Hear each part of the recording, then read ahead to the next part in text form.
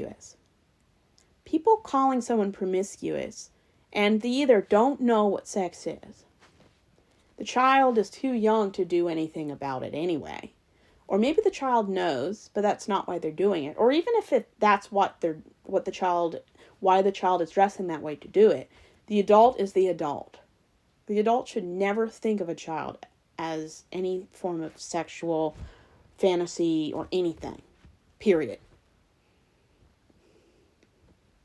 There should be no dress codes. Dress codes are demoralizing, dehumanizing, and just gross.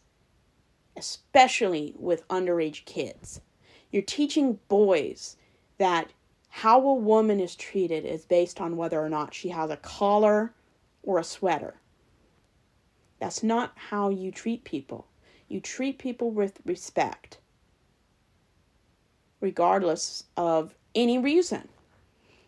And if you think someone doesn't deserve respect because they're wearing spaghetti straps, you're not a good person. And the church does everything it can. The 7 churches I've been to did everything they could to shame people who didn't wear a skirt long enough, or the sleeves weren't long enough, or the colors were too bright. I mean, who cares?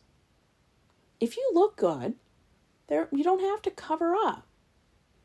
I mean, I've covered up because I don't like the way I look, but that's more being overweight. I mean, if you look good and you want to just exist as a normal person, don't dress to cover up. That's how people develop things like body dysphoria, where they start to hate their body because they believe it's dirty. And how do you think dress codes cause women when they start having sex or get married? How do you think that affects how they view their own body?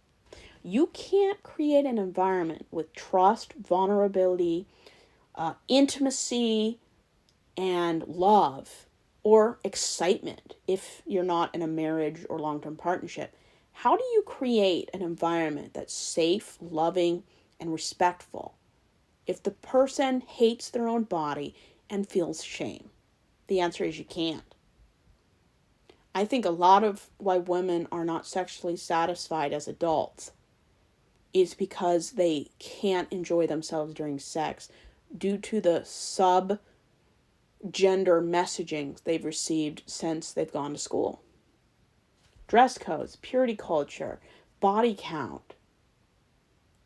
How are women supposed to look at their bodies without grimacing with those kind of toxic environments? And nowadays, you can post on Instagram and Twitter and Facebook. This teacher sexualized my 14-year-old kid by talking about dress codes. And that person will probably be fired. We don't allow that kind of stuff anymore. We call out teachers and administrators for being creepy and grooming because of social media. We need mothers just to stop teaching their daughters about dress codes. We need to, as parents and role models, we need to stop teaching girls and boys that there's a right or wrong way to dress. I mean, there are times you want to dress to impress. Job interviews, meetings, parties, appointments. Okay. But regardless of where you are, everyone deserves respect. Everyone should be able to wear whatever they want, provided they're not breaking the law and they're not breaking employee handbook regulations. I would not work at an employer's office that has dress codes. You can say dress business casual. That's all you have to do.